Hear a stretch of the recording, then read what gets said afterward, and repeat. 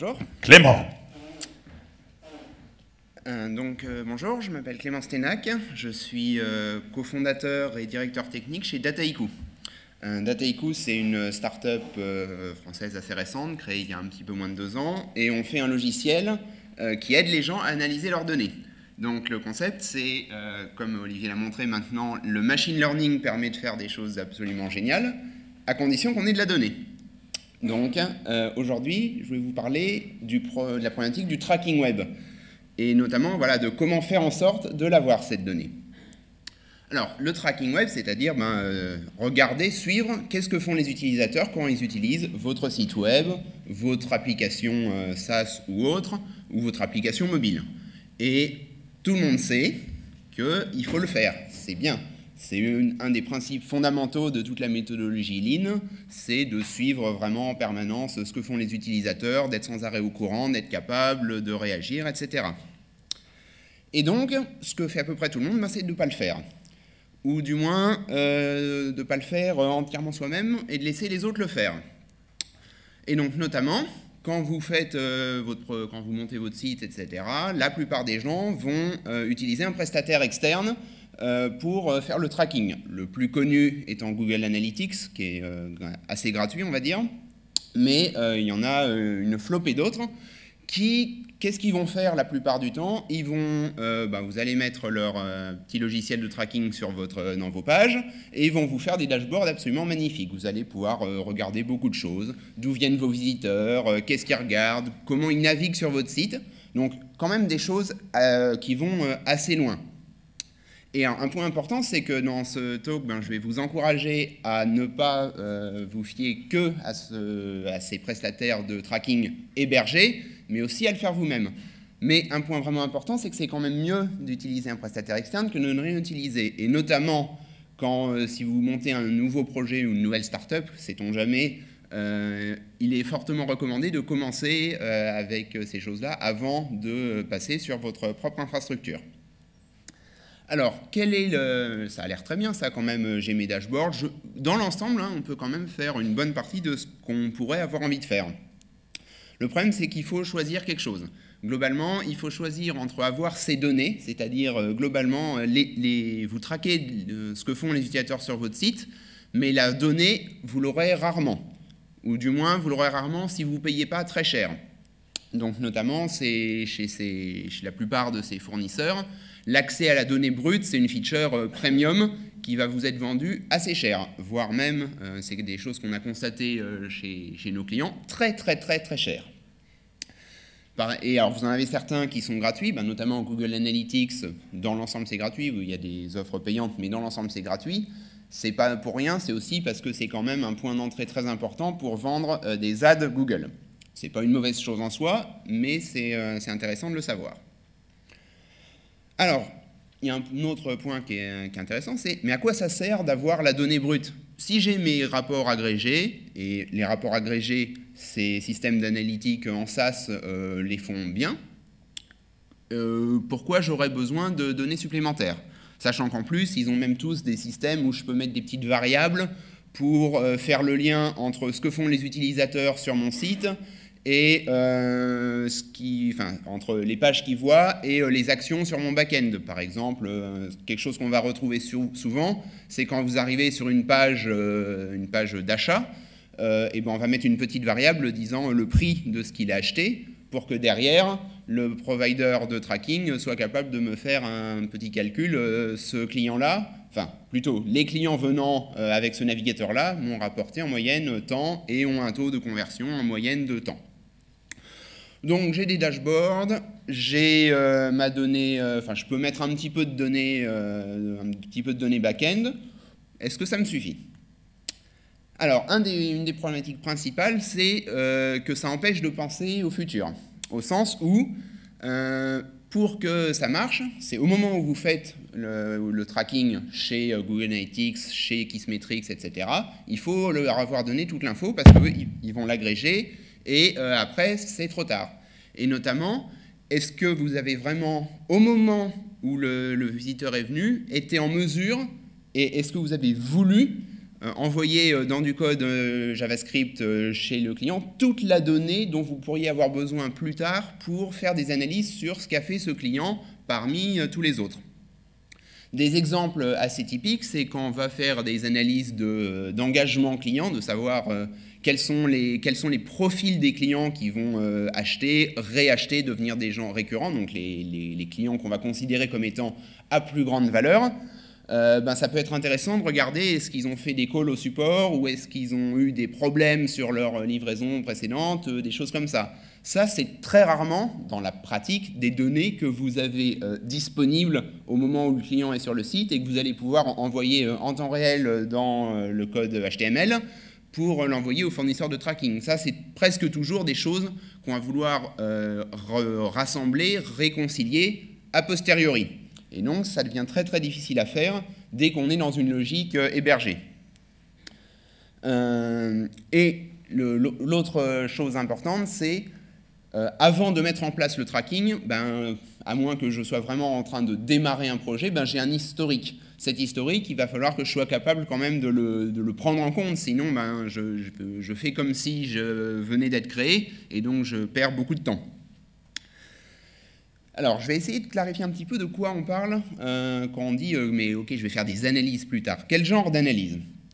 Alors, je vais donner un exemple assez réel, très réel même, puisqu'on l'a mis en place, de faire, en analysant les visites sur un site de e-commerce, mettre en place une segmentation de la base client, c'est-à-dire je vais regarder tous mes clients et je vais essayer d'identifier un petit nombre, un petit ensemble de comportements types et je vais essayer de traquer et surtout de traquer l'évolution dans le temps de la satisfaction de chacun de ces groupes d'utilisateurs.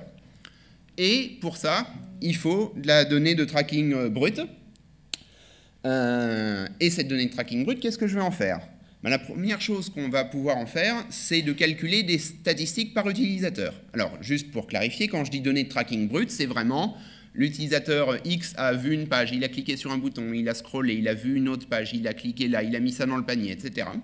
Et ça, je vais en faire des statistiques agrégées par utilisateur, avec notamment un but important, c'est de réduire le volume des données. Quand on parle de données brutes, si on est sur un site ou une application de taille convenable, élevé, on va dire, on va assez vite quand même parler en téraoctets. Quand on va parler de machine learning, dans la réalité, voilà, sauf si on a des GPU et plusieurs semaines et qu'on est Google, on n'a pas forcément la possibilité d'entraîner des modèles sur des téraoctets de données. Et donc ces données à l'utilisateur vont être beaucoup plus restreintes. Alors il y a tout un tas d'outils qui permettent à faire ça. Puisque là, on parle un peu dans l'environnement Big Data, très souvent, on va utiliser les outils du monde Hadoop, Pig et Hive.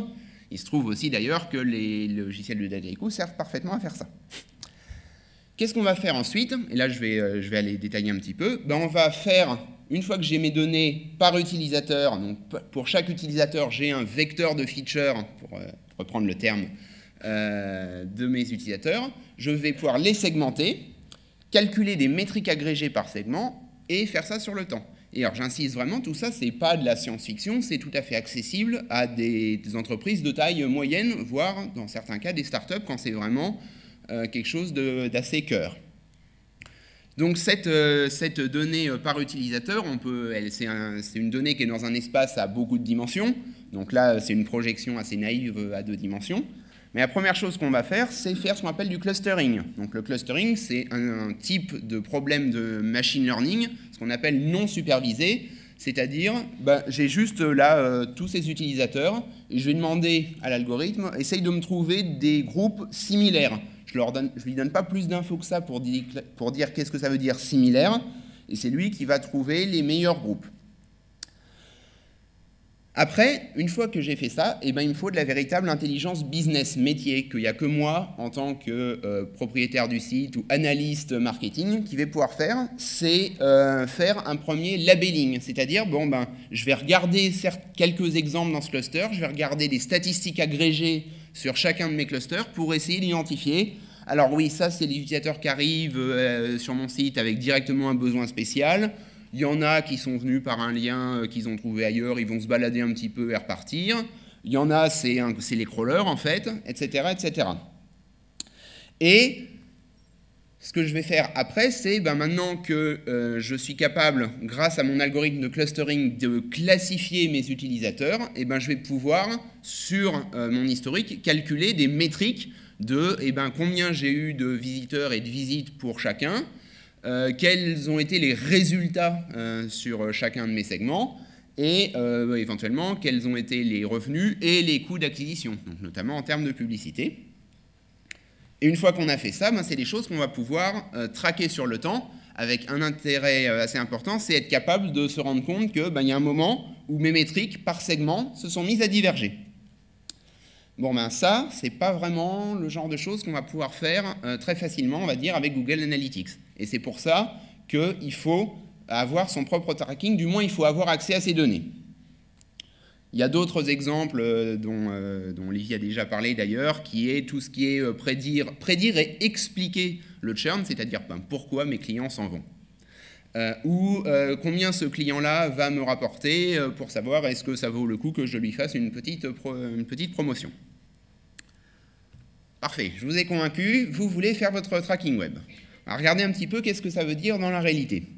Alors en fait, quand on va voir pas mal de gens en fait, ils nous disent voilà, c'est bon, j'ai mes log Apache là, c'est bon, j'ai mon tracking web. Alors c'est vrai que Apache ou Nginx, c'est du tracking web, c'est bien, j'ai rien eu à faire, c'est directement intégré. On va essayer de voir en quoi les logs du serveur web ne sont pas suffisants pour pouvoir faire vraiment quelque chose. Le premier problème, c'est que dans les logs de mon serveur web, il va falloir que j'identifie un visiteur, c'est-à-dire il va falloir que je trace ce visiteur tout au long de ses visites, sachant que ces visites ne sont pas toujours séparées de quelques secondes. Et donc, comment je l'identifie? Je peux essayer de l'identifier par adresse IP. Vous savez bien qu'il y a des problèmes de proxy, de NAT, que tout le monde n'a pas une adresse IP publique, et que donc ça donne un taux de matching assez faible. Donc, on peut essayer de combiner plusieurs features. Alors, par exemple, je vais prendre l'IP plus le user agent, donc la string qui identifie le browser. Alors ça marche pas si mal que ça dans les faits, mais bon, maintenant, imaginez une grande boîte, tout le monde sort par la même IP et tout le monde a exactement le même navigateur. Bon, vous allez croire qu'il y a un seul visiteur qui est très très actif. Bon, imaginons, voilà, vous avez quand même travaillé comme ça, donc vous avez quand même à peu près identifié des utilisateurs. Il va falloir recréer des sessions, parce que quand on fait ce genre d'analyse, on va s'intéresser vraiment à par où le client est entré et par où il est ressorti. Ressorti au sens quand est-ce qu'il a arrêté d'interagir avec moi. Alors pour ça, il va falloir faire des petits calculs. Alors là, entre ces deux événements, il s'est passé 10 secondes, là 20 secondes, puis là 1 heure, donc je vais dire que c'est une nouvelle session. C'est faisable, mais c'est là des requêtes qu'on peut faire avec du SQL, du Hive, un petit peu compliquées. Et puis, il y a un nouveau problème, c'est que de plus en plus, les applications web, maintenant, c'est plus juste des pages les unes après les autres, c'est des single page web apps. Et globalement, si on regarde juste dans les logs du navigateur quand est-ce que les utilisateurs chargent une page, on ne voit plus grand-chose. C'est-à-dire que ce n'est plus des pages qu'il faut traquer, c'est des événements. Et un dernier challenge, c'est que quand on parle de log Apache, ça veut dire que généralement c'est le département IT qui s'en occupe, et les envoyer au département analyse marketing, c'est pas toujours le plus simple. Donc la solution qui s'est imposée pour tout le monde, c'est de faire du tracking, non pas via les logs du serveur, mais côté client. Donc, je vais résumer très simple, le client est sur mon site, et il y a un petit bout de JavaScript qui se load dans la page et qui envoie des requêtes à un tracker web pour récupérer toutes les infos. Et donc, toute la notion d'ID unique de visiteur et d'ID de session sont gérées par des cookies. Et ça permet, puisqu'on est dans du code JS, on sait exactement qu'est-ce que l'utilisateur fait, en insérant des appels au code de tracker aux bons endroits, on peut traquer non seulement les chargements de pages, mais également tout un tas d'événements. Alors historiquement, ces petits appels au tracker, c'était en fait aller chercher une petite image de 1 pixel par 1 pixel, parce que c'était le seul moyen en fait de faire sortir de l'information d'un site web pour aller vers un autre site. Bon, maintenant on utilise de l'Ajax, mais dans les faits, en fait, la plupart des trackers utilisent encore le petit pixel, ce qui permet de gérer certains vieux navigateurs. J'ai prononcé le mot magique, cookie. En effet, tout ça se base sur des cookies, et donc là, la suite de la présentation va peut-être être pour les développeurs web qui sont ici un peu simplistes, mais c'est vrai que c'est quand même assez complexe au final, il y a tout un tas d'implications, et donc je vais rappeler qu'est-ce que ça veut dire et qu'est-ce que c'est les first party cookies, third party cookies, tous les headers, do not track, etc.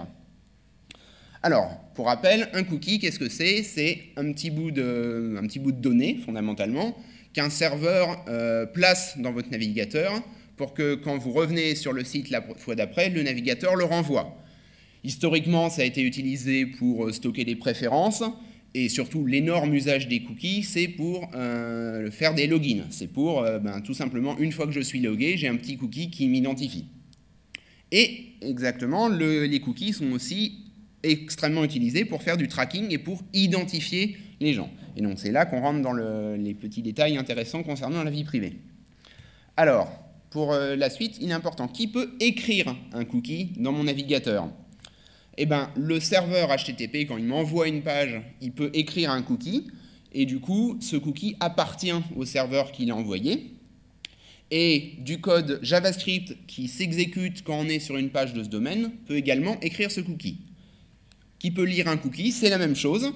Le cookie donc a un propriétaire, et dès que je fais une requête HTTP à ce propriétaire, le cookie lui est automatiquement envoyé, et également du code JS qui tourne dans une page de ce domaine peut lire le cookie, de manière générale. Il y a quelques exceptions, mais on ne va pas en parler.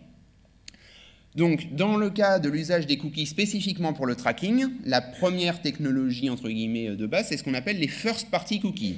Les first party cookies sont setés sur le domaine du site web traqué, et donc ils sont lisibles par du code JavaScript. Donc voilà comment ça se passe. Tout d'abord, vous allez charger le site web, donc là, vous n'avez pas forcément de cookies. Le site web envoie son contenu. Dans le contenu, il y a un appel pour aller récupérer le script de tracking, qui peut être fetché soit depuis directement le serveur de tracking, soit depuis un CDN. Et le code JS de tracking va se mettre en branle.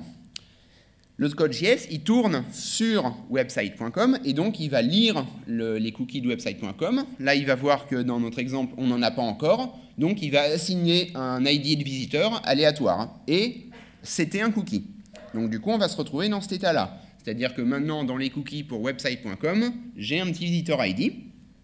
Et donc, pour traquer ce que je suis en train de faire sur website.com, il ne reste plus qu'au code JS à faire un appel à ce site web en passant le visitor ID qu'il a assigné.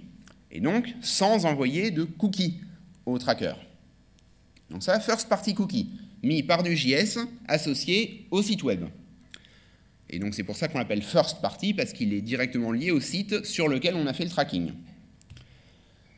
L'autre solution, c'est de faire ce qu'on appelle les third party cookies, c'est-à-dire des cookies qui vont appartenir non plus au site web, mais au tracker. Et donc ces cookies-là ne peuvent être setés que par le serveur web du tracker, puisque le code JavaScript, lui, il tourne sur website.com, il n'a pas le droit de lire les cookies du tracker. Donc voilà comment ça se passe. Je récupère la page, ça ne change pas, je récupère le script de tracking, et la première fois, le code JS va simplement faire un appel au tracker, et là il n'y a ni cookie ni identifiant forcément, puisqu'il n'a rien fait. Et c'est le tracker qui va créer un visitor ID puisqu'il n'en a pas reçu, et en réponse, il va m'envoyer une réponse HTTP qui dit active un cookie, visitor ID égale 33D7.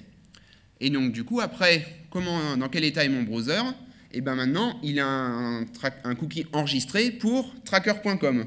Ce qui fait que quand je reviens sur le site, je fais une requête HTTP au tracker en lui donnant mon cookie. Et donc, le tracker sait que je suis la même personne que la fois d'avant. Et donc, derrière, les analyses que je vais faire vont pouvoir me relier. Alors, à quoi ça sert d'avoir deux façons de faire? Voilà. Alors, les first party cookies permettent donc, ils appartiennent au site web et donc ils permettent de traquer un seul site web. Il y a du code JS pour le tracking. c'est relativement préservant, on va dire, de la vie privée, puisqu'il n'y a que le site web qui peut savoir qu'est-ce que vous avez fait sur lui-même. Donc au final, ça reste quelque chose d'assez technique et d'assez lié au site en lui-même. Donc les utilisations, comme on l'a dit, le login, ou aussi traquer votre comportement sur le site en question. Les third-party cookies, à l'inverse, eux, permettent de traquer un même utilisateur entre plusieurs sites, puisque comme le cookie appartient exclusivement à tracker.com, eh ben, tous les sites web qui se trouvent utiliser le même tracker, on voit le même visitor ID et donc peuvent me traquer de manière cross-site. Et donc ça, c'est quelque chose qui est généralement un peu plus frowned upon. Généralement, l'usage principal de ça, c'est pour les réseaux de publicité, puisque donc le réseau de publicité a un tracker, et sur tous les sites web qui affichent des publicités de ce réseau, il va faire des appels au tracker, donc à googleads.com par exemple, et là, il va traquer qu'est-ce que vous avez fait sur chacun de tous les sites web que vous avez visités, chacun des sites web qui ont une pub Google. Un point très important, c'est que les first party cookies sont très rarement bloqués. Pourquoi? Parce que, comme c'est utilisé pour les logins, globalement, si vous les bloquez, Internet ne marche plus vraiment de nos jours. Alors que les third party cookies, on estime qu'il y a au moins un tiers maintenant des visiteurs qui bloquent les third party cookies. Donc, voilà les problèmes que ça pose. Il y a ensuite maintenant tout un tas de réglementations, alors qui sont des fois de la réglementation au sens légal du terme et des fois plus de la bonne pratique. Et donc, qu'est-ce que vous devez faire si vous voulez faire du tracking? Alors ça, c'est vrai avec tous les cookies. Maintenant, il faut globalement demander aux visiteurs s'ils veulent des cookies. Et ça, c'est vrai même pour les cookies qui ne sont pas liés au tracking, mais les cookies techniques tels que les cookies de login. C'est pour ça que sur à peu près tous les gros sites de nos jours, vous voyez ce genre de petit pop-up qui vous demande est-ce que vous acceptez les cookies, sachant que si vous dites non, là, il y a de bonnes chances que le site web, typiquement, s'il y a besoin de se loguer, vous ne pourrez plus vous loguer. Ça, c'est la première chose. Donc, demandez l'avis de l'utilisateur avant de lui donner des cookies. Il y a aussi un header HTTP spécifique. Donc là, c'est plus une recommandation, mais c'est-à-dire que c'est une recommandation au sens, si vous ne la suivez pas, vous serez vraiment vu comme un black hat. C'est d'obéir à un header HTTP spécifique qui s'appelle Do Not Track. C'est-à-dire que c'est une préférence du navigateur. Et si vous le mettez, tous les calls HTTP que vous faites, le browser ajoutera ce petit header DNT1.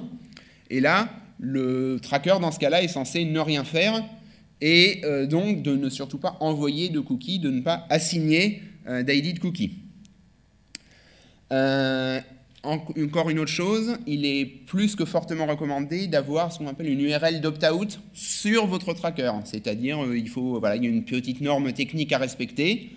Ça permet à des sites comme celui-ci, youronlinechoices.com, de vous montrer tous les cookies third party que vous avez sur votre browser et pour chacun d'aller cliquer sur « je veux me désinscrire, je veux me désinscrire, je veux me désinscrire ». Et vous êtes censé vous rappeler de ce que l'utilisateur a fait. Et enfin, il faut fournir ce qu'on appelle une politique P3P. Alors ça, c'est un header HTTP un peu ésotérique. Globalement, c'est plus si important pour les choses modernes, mais les vieux IE, donc notamment IE6, bloquent les third-party cookies si le site ne fournit pas une politique P3P. Une politique P3P, donc ça ressemble à ça. Globalement, vous êtes censé dire qu'est-ce que vous allez faire avec cette donnée que vous êtes en train de traquer. C'est assez théorique parce que dans les faits, oui, le site via un header HTTP dit voilà ce que je vais faire, mais que personne ne le regarde. Donc il y a des générateurs en ligne qui existent pour générer cette syntaxe assez ésotérique. Donc voilà, quand même, si vous voulez faire du tracking, notamment par third-party cookie, il y a un certain nombre de points technico-juridiques, on va dire, à respecter. Un autre petit problème, c'est quand on va faire du tracking dans des applications mobiles, où il y a quelques petits challenges en plus. Il y en a deux principalement. Le premier, c'est la batterie. Si globalement, à chaque fois que l'utilisateur fait quelque chose sur votre appli, vous rallumez la stack réseau pour aller envoyer l'utilisateur a fait ça, vous allez vider la batterie et vous allez avoir une mauvaise réputation. Donc il faut mettre en place un système de queuing. Et de la même manière, il ne faut pas trop penser à avoir un accès réseau fiable. Et donc, il faut être capable de faire du queuing et de garder les événements dans une queue persistante, et de les envoyer seulement quand l'utilisateur a du réseau disponible. Donc, globalement, il y a quand même un certain nombre de raisons pour lesquelles, notamment si vous avez un business qui dépend assez fortement de comment vos utilisateurs se comportent sur votre site, il y a des vraies raisons de vouloir être son propre tracker web pour avoir sa propre donnée. Alors, je l'ai dit, c'est possible d'utiliser des offres de tracking web en SaaS qui vous libèrent quand même d'un certain nombre de contraintes techniques et qui vous donnent accès à vos données brutes. Le fait est que dans la pratique, ce qu'on a constaté assez souvent, c'est que c'est quand même des choses assez complexes à mettre en place et pour le coup à des prix souvent déraisonnables. Alors il y a un web tracker open source assez utilisé qui s'appelle Piwik, qui est très déployé et qui a un certain nombre d'avantages. C'est qu'il fournit à la fois de la donnée brute, donc vous pouvez récupérer la donnée brute via une API, mais aussi des dashboards qui, s'ils ne sont pas au niveau des meilleures offres SaaS, vous fournissent quand même pas mal d'analyses de base. Le problème étant qu'il se base sur un back-end de MySQL et que la donnée se récupère plutôt par API et que ce n'est pas du coup forcément le plus pratique, on va dire, pour faire de l'analyse à gros volume. Donc, c'est pour ça que pour conclure, j'aimerais vous présenter WT1. Donc, WT1, qu'est-ce que ça veut dire? Ça veut dire Web Tracker 1. C'est globalement, quand on a commencé le projet, il fallait trouver un nom pour le package. On n'avait pas d'idée, donc ça a été Web Tracker 1, et puis à la fin, on s'est dit que c'était pas si mal. C'est donc un serveur open source qui est disponible sur GitHub pour mettre en place votre propre tracker web. Et alors, à la différence de Piwik, il ne cherche pas du tout à vous fournir des dashboards ou des choses prêtes à l'usage. Il sert uniquement à vous fournir la donnée brute de la manière qui soit la plus directement utilisable pour des analyses et avec un aspect très fort sur la performance et la scalabilité. Donc, chez Dataiku, on a développé ce web tracker pour permettre à nos clients d'avoir la donnée, d'avoir leurs données et pour leur permettre effectivement de faire des choses un peu innovantes avec leurs données, de faire des analyses, de faire du machine learning, puisque, comme l'a dit Olivier tout à l'heure, le plus important, enfin une des choses les plus importantes, c'est d'avoir la donnée. Alors, je vais faire un tour rapide de qu'est-ce que fait ce tracker. Pour des gens qui ont déjà utilisé des trackers web tels que Google Analytics, c'est assez classique.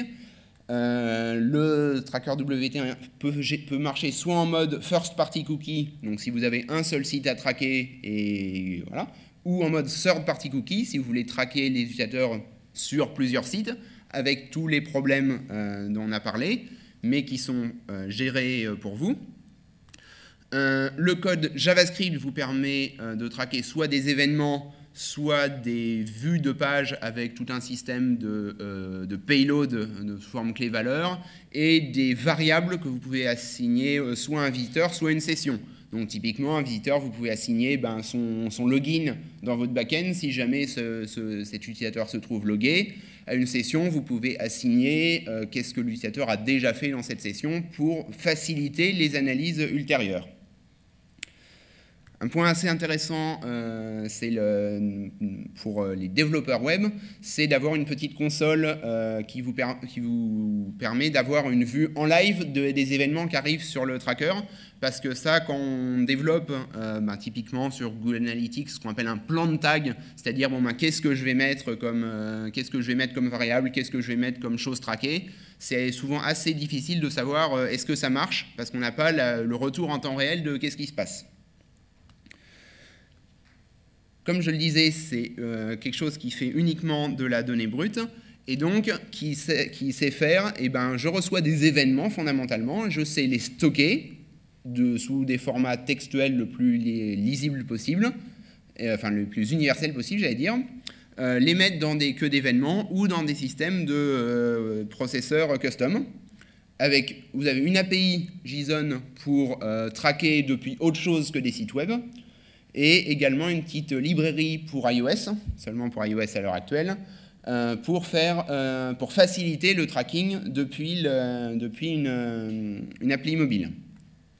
Donc en termes d'architecture, c'est quelque chose qui a été vraiment conçu pour être le plus simple possible à déployer, c'est-à-dire que globalement, il y a un serveur Java à déployer, et globalement, c'est à peu près tout. Il peut, si vous avez déjà une infrastructure de queue d'événements, notamment basée sur Flume, aller écrire directement dedans. Sinon, il peut aller écrire sur un file system local ou sur S3. Donc ça a été un peu packagé pour en faire une intégration assez simple si vous êtes dans une infrastructure Amazon Web Service. Et donc, notamment, ça gère toutes les problématiques de gérer le header Do Not Track, de fournir les URL de opt-in, opt-out, de vous aider à envoyer vos politiques P3P, etc.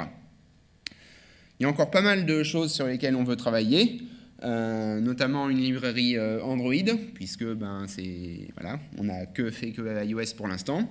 Mais également supporter plus de queues d'événements. Donc ce matin, il y a eu la présentation de Apache Kafka, qui est une queue d'événements en devenir, mais aussi des choses un petit peu plus traditionnelles comme RabbitMQ, et également être capable de stocker la donnée sous d'autres formes que du CSV. Le CSV, ça a énormément de praticité, mais c'est vrai que ça a quand même des soucis de scalabilité qui viennent, on va dire, assez vite.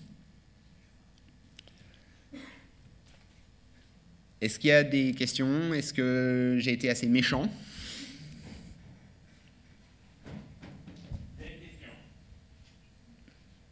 Papa.